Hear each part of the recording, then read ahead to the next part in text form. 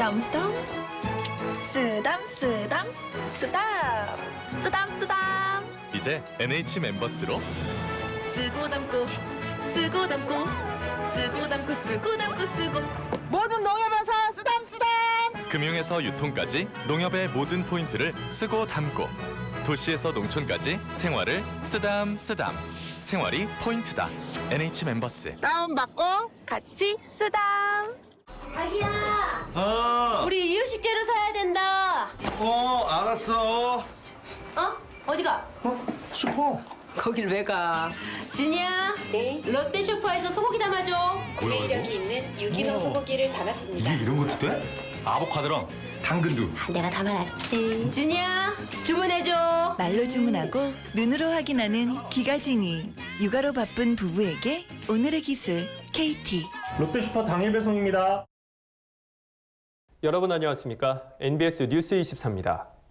구제역이 지난 1월 31일 충주에서 마지막으로 발생한 이후 한 달 가까이 소강 상태를 지속하고 있습니다. 구제역이 더 이상 확산되지 않고 있어 추가 피해 없이 구제역이 종식될 수 있다는 기대감이 높아지고 있습니다. 네, 이는 방역당국과 농협 축산농가의 발빠른 대처가 큰 역할을 했다는 게 일반적인 분석입니다. 하지만 구제역 사태가 완전히 마무리되기 전까지는 긴장의 끈을 놓아서는 안 된다는 목소리가 높습니다. 강창호 기자가 보도합니다. 구제역이 1월 31일 이후 추가로 발생하지 않고 소강 상태를 보임에 따라 방역당국과 축산농들의 신속한 방역 조치가 효과를 본 것이라는 분석이 나옵니다. 농림축산식품부는 지난 14일 경기 안성에 이어 15일 충북 충주의 이동 제한 범위를 해당시 전역에서 구제역 발생 농가 3km 이내 지역으로 조정했습니다.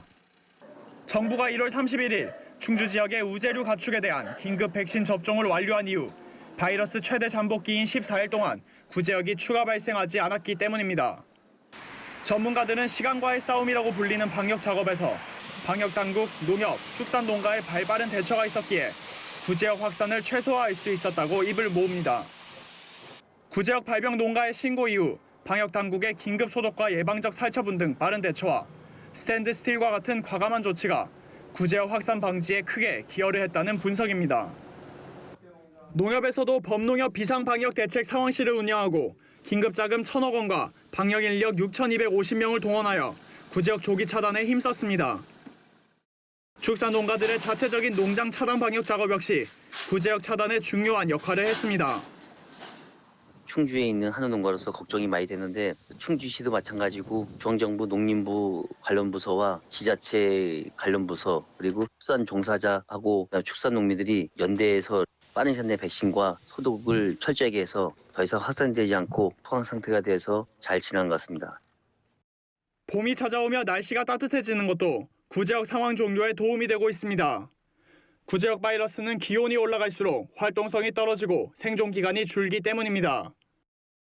하지만 방역당국은 여전히 구제역 확산 방지에 주의를 기울여야 한다고 말합니다. 농가에서 방역을 자칫 소홀히 하다간 잔존 바이러스에 의해 구제역이 추가 발생할 수 있기 때문입니다. 실제로 농장 내 구제역 바이러스는 완전히 사라지지 않아 감염 항체가 일부 농장에서 꾸준히 검출되고 있습니다.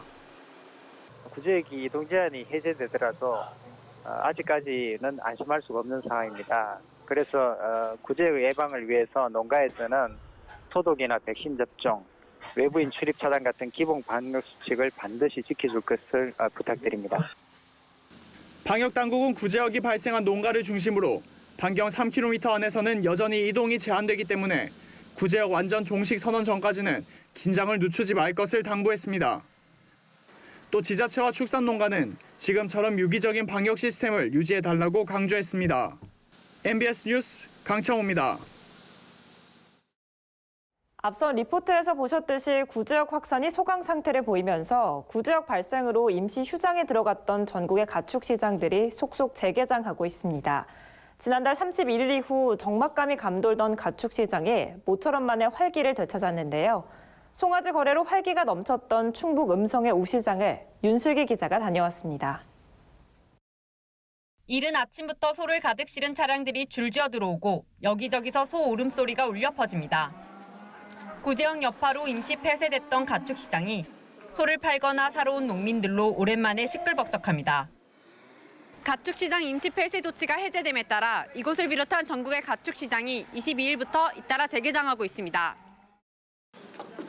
트럭에서 움직이지 않고 버티거나 이리저리 날뛰는 소들과의 기싸움에 지칠 법도 하지만 농민들의 표정은 밝기만 합니다. 가축시장 폐쇄가 길어져 송아지를 제때 팔지 못하게 될까 봐 걱정했는데 한시름 덜 수 있게 돼서입니다. 오래 가면 어찌가 났는데 열린다니까 조였지. 얼른 나갈 쏘니까 나가 있으니까. 그래서 이걸 10마리 갖고 왔는데 좀 기다려 했는데 얼마 나올는지 잘 모르겠어요. 그동안 송아지를 사들이지 못해 우사를 비워놔야 했던 비육 농가들도 기쁘긴 마찬가지. 경매가 시작되기 전 계류장을 돌아다니며 마음에 드는 송아지를 골라놓느라 분주합니다. 한 달 정도 만에 왔고요. 오늘은 한 10마리 정도 구입을 하려고 그래요. 오랜만에 열려서 좀 빈 공간이 있어서 채우려고 나왔습니다.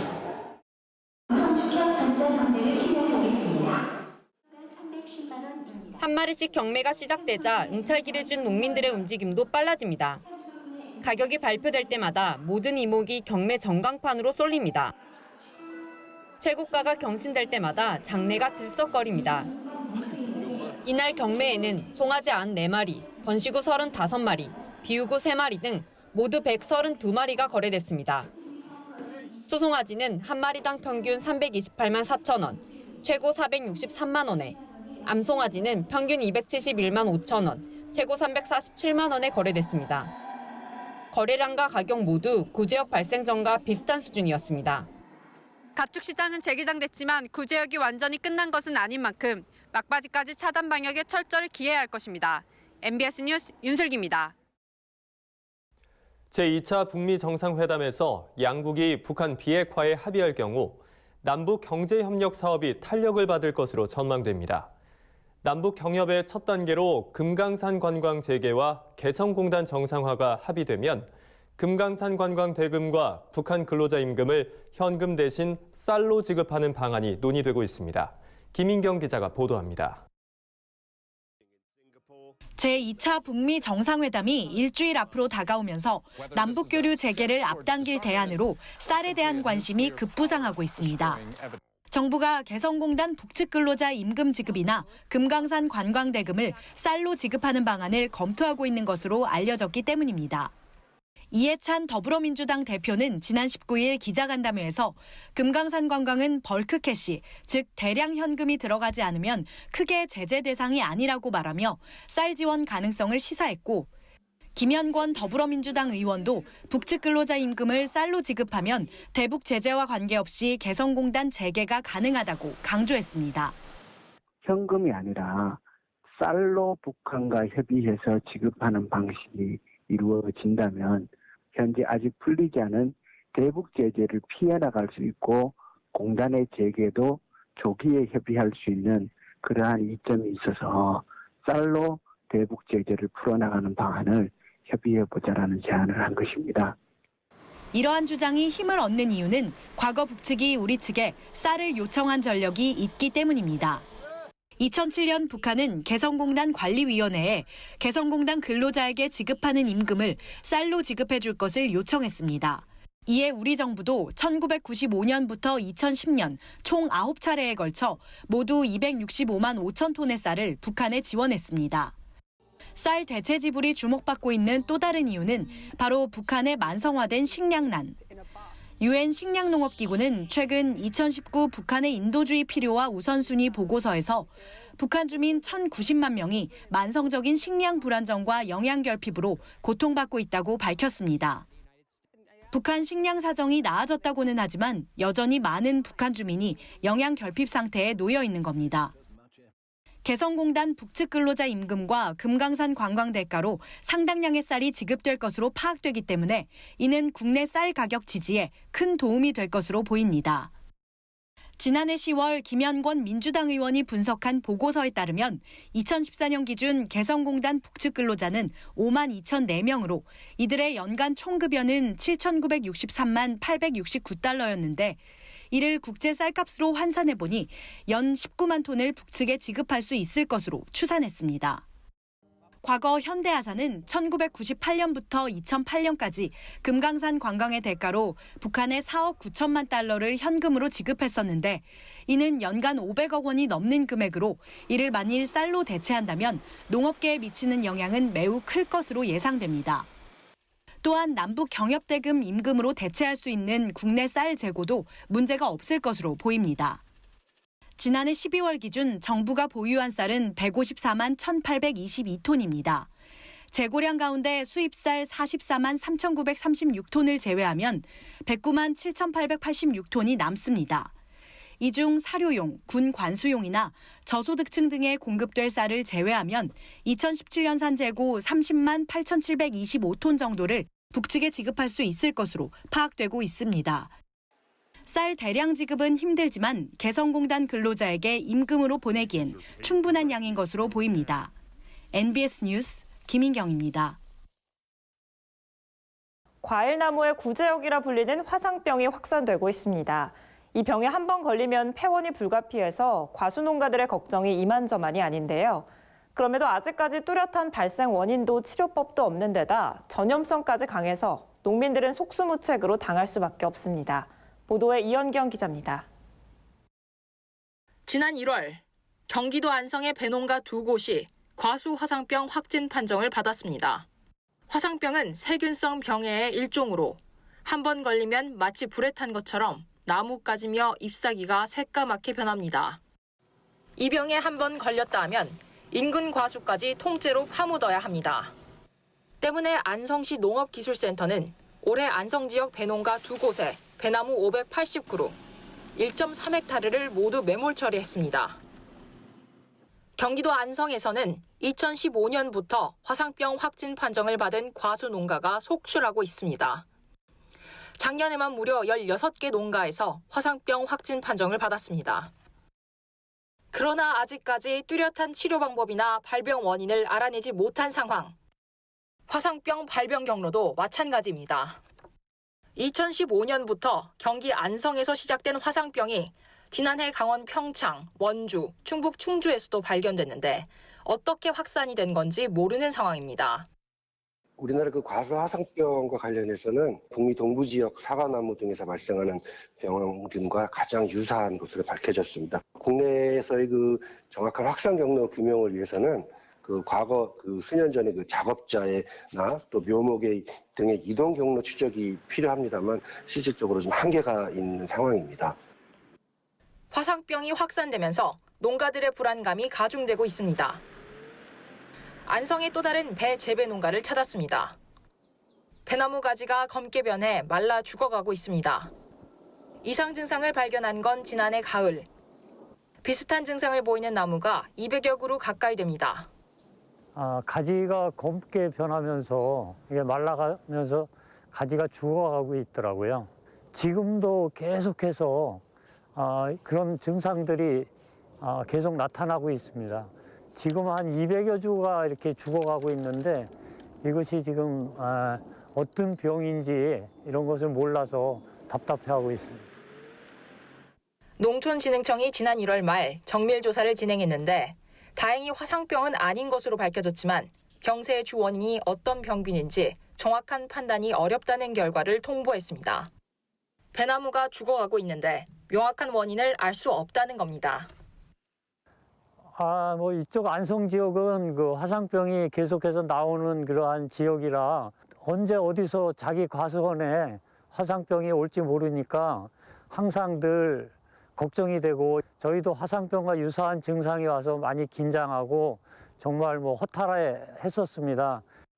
농촌진흥청은 화상병 확산 속도를 최대한 늦추기 위해서는 일단 화상병이 의심되면 재빠른 신고가 필요하다고 밝혔습니다. 하지만 근본적인 원인과 확산 경로를 규명하지 못한다면 앞으로도 전국 과수농가의 불안은 계속될 수밖에 없을 것으로 보입니다. NBS 뉴스 이현경입니다. 콩이 골다공증 개선에 효과가 있는 건 꽤나 알려진 사실인데요. 콩을 발효시킨 청국장이 콩보다 골다공증 개선에 더 효과가 좋다고 합니다. 한국식품연구원이 이러한 연구 결과를 발표했는데 오주석 기자가 알려드립니다. 콩에는 이소폴라본 성분이 많이 함유돼 골다공증 개선 효과가 있다고 알려져 있죠. 그런데 그냥 콩을 먹는 것보다 청국장으로 먹을 때 골다공증 개선 효과가 더 크다는 새로운 연구 결과가 나왔습니다. 특히 갱년기 여성은 청국장의 효과를 톡톡히 봅니다. 골다공증은 나이가 들면서 뼈의 양이 감소하고 골절 위험이 높아진 상태를 말합니다. 노인기 삶의 질을 크게 떨어뜨리는 골다공증 유병률을 조사한 결과 65세 이상 여성의 61.4%가 골다공증 범위 안에 드는 것으로 조사됐습니다. 특히 갱년기의 여성이 골다공증에 취약한 겁니다. 한국식품연구원은 갱년기 여성의 골다공증과 동일한 기제를 가진 것으로 알려진 난소를 절제한 앙컷쥐를 대상으로 실험했습니다. 일반 콩과 청국장을 같은 양으로 장기간 섭취시켜본 결과 각각 골밀도를 1.8배, 3.9배 증가시켰습니다. 특히 청국장을 먹은 쥐는 골밀도가 정상쥐의 88%까지 회복됐습니다.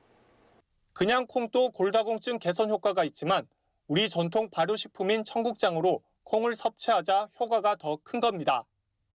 콩이 골다공증 개선에 효과가 있는 이유는 콩에 많이 함유된 이소폴라본 덕분입니다. 콩이 발효 과정을 거치면 이소폴라본이 몸에 더 쉽게 흡수되는 비배당체로 바뀝니다. 이 비배당체의 비율이 콩은 4.8%, 청국장은 90.8%로 청국장이 더 높습니다. 또 우리 인체의 뼈는 스스로 생성과 파괴를 반복하면서 일종의 자가치유 작용인 대사 조절을 합니다. 이 대사 조절을 활성화하는데 대사체가 일반 콩보다 청국장에서 더 많이 생성되는 것으로 나타났습니다. 콩과 청국장을 장기 섭취한 쥐의 혈액을 채취해 이소폴라본 대사체를 분석해 본 결과 그냥 삶을 콩으로 섭취했을 때보다 발효를 시켜서 청국장으로 섭취했을 때 골대사 조절을 조절할 수 있는 대사체가 더 많이 생성되는 것을 확인했습니다. 골다공증 개선을 돕는 콩 발효식품 청국장. 이 연구 결과가 우리 콩과 청국장의 소비 확대에 도움이 될지 기대됩니다. MBS 뉴스 오주석입니다. 전북 지역은 청년 일자리 부족으로 매년 7천여 명의 청년 인구 수가 줄어드는 등 청년 유출이 심각한 상황입니다. 이에 순창구는 지역 농특산품인 장류산업과 관련된 발효 분야 전문 인력 육성 사업을 통해 청년 일자리 만들기에 나섰습니다.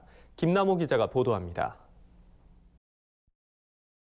일자리 부족으로 해마다 수천여 명의 청년들이 전북 지역을 떠나고 있다는 소식이 전해지면서 전북도와 고용노동부를 비롯한 각 기관들이 청년 일자리 창출을 위한 아이디어 마련에 고심하고 있습니다. 이 가운데 순창군이 지역 특산품인 장류산업과 연계해 청년 일자리 만들기를 계획하고 나섰습니다. 발효 미생물 전문 인력을 육성해 지원하고 건강치유 체험 프로그램도 운영해 특화된 청년 일자리를 마련하겠다는 것이 주요 골자입니다. 우리 고장은 건강과 장수와 장류의 고장이기 때문에 그에 걸맞게 건강 발효식품을 산업화하고 있습니다. 그래서 발효식품을 상품화하는 그런 전문 인력을 양성화시키고 또한 건강 장수 사업소에 있는 건강 체험 프로그램을 운영할 수 있는 인력이라든가. 순창군이 지역 특산품 관련 청년 인력 창출 지원 소식에 관련 기관들도 연구와 마케팅 사업을 확대할 계획입니다. 발효식품과 관련된 대규모 국책 사업도 추가로 계획해 일자리를 늘릴 수 있는 선순환 구조를 만들어내겠다는 것입니다. 미생물 관련된 전문가들이 많이 이제 필요한 상황이고요. 올해부터 그래서 저희가 한 10명 정도 이렇게 이제 신규로 채용을 해서 그분들이 오셔가지고 이런 미생물 관련 사업들을 좀 키울 수 있게끔. 저희는 이제 발효미생물 산업진흥원 관련돼서 이제 미생물 산업 육성하면서 이제 전라북도도 아시아 스마트 농생명대회를 지금 하고 있고요. 그러다 보니까 전북 인재들이 좀 저희 기관에 좀 오셔가지고 다양한 일을 해줬으면 하는 그런 바람입니다. 순창군은 지역 특산품 관련 사업에 39살 이하 청년들이 취업할 경우 평균 월 200만 원가량 지원할 계획입니다. 지원 대상자는 신청 당시 순창 지역에 1개월 이상 거주하면 가능합니다. 지역 특산품 관련 청년 일자리 창출이 지역 특산품을 육성하고 청년 일자리 확대 효과까지 거둘 수 있을지 지역민들의 관심이 모아지고 있습니다. 헬로티비 뉴스 김나호입니다. 다음은 지역 뉴스입니다. 전라북도가 가뭄에 대비하기 위해 올해 사업비 1,197억 원을 투입합니다.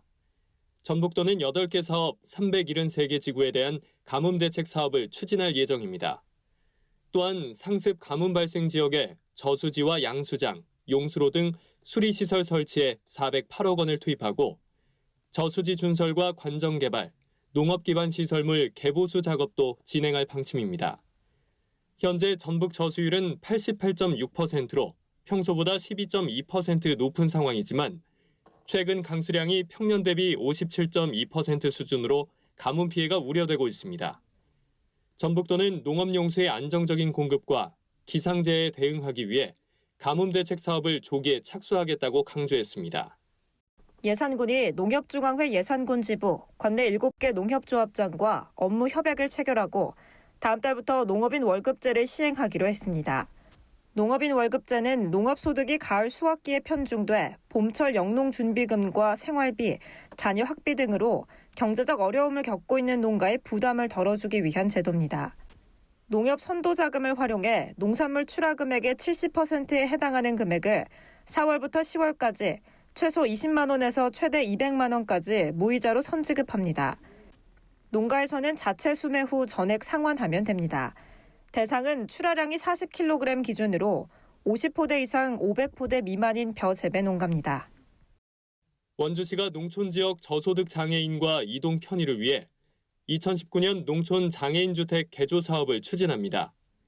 지원 대상은 농촌 지역에 거주하는 등록 장애인으로 가구 소득이 전년도 도시 근로자 가구당 월 평균 소득액 이하여야 합니다.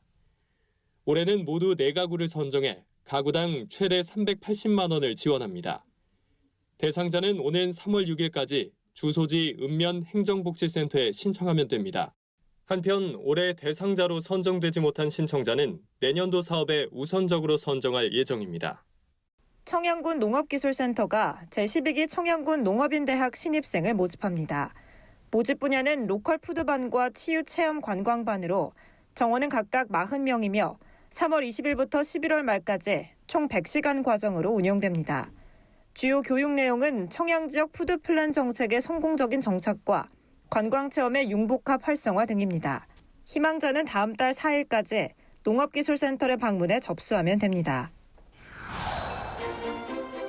저희가 준비한 소식은 여기까지입니다. NBS 뉴스 24 마칩니다. 함께해 주신 여러분 고맙습니다.